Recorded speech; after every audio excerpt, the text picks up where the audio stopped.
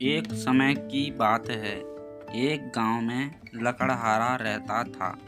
वो जंगल में लकड़ी इकट्ठा करता था और उन्हें कुछ पैसों के लिए पास के बाजार में बेचता था। एक दिन की बात है।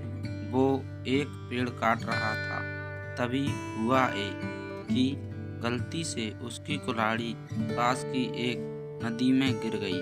नदी बहुत ज़्यादा गहरी थी और बहुत तेजी से बह रही थी।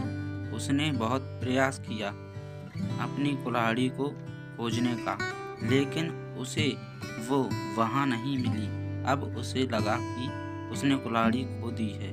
दुखी होकर वो वहीं नदी के किनारे बैठकर रोने लगा।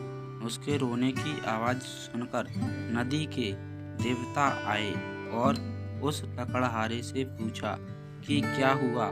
लकड़हारे ने उन्हें अपनी दुखद कहानी बताई। देवता को उस लकड़हारे के ऊपर दया आई और वो उसकी मेहनत और सच्चाई देखकर उसकी मदद करने का वादा किया और वो नदी में गायब हो गए और एक सुनहरी कुल्हाड़ी लेकर वापस आए। लेकिन लकड़हारे ने कहा कि यह उसकी नहीं है। वो फिर से गायब हो गए और जब अब की बार उन्होंने चांदी की कुल्हाड़ी लेकर वापस आए, लेकिन इस बार भी लकड़हारे ने कहा कि ये कुल्हाड़ी भी उसकी नहीं है। अब नदी के देवता पानी में फिर से गायब हो गए। अब की बार वो एक लोहे की कुल्हाड़ी के साथ वापस आ गए। लोहे की कुल्हाड़ी देखकर लकड़हारा मुस्कुराया और कहा कि यह उसकी कुल्हाड़ी है।